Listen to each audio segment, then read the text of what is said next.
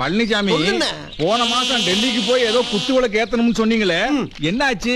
அண்ணே குத்து விளக்கு ஏத்தவாங்கன்னு கூப்பிட்டாங்க. என்னால வர முடியாதியான்னு உடனே ஒரு குத்து விளக்க ஒரு ஆள்கிட்ட கொடுத்து அனுப்பி விட்டாங்க. நான் இங்க இருந்து கொளுத்தி அனுப்பி விட்டேன்.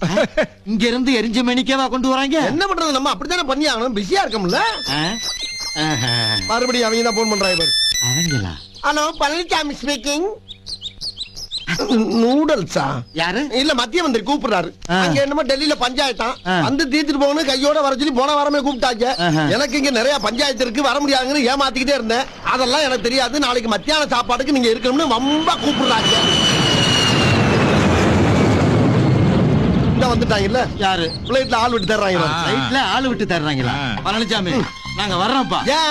எவ்வளவு பிட்டு இழத்தாப்பா அந்த காதுக தாங்க. வாங்க, எம்பிட்டு போய் லேசா புழுந்தாவே கண்டுபிடிச்சிடறாங்கல்ல. அது சரி, அவங்க நம்ம வாயை பார்த்து பார்த்து வருஷ கணக்கா பழகி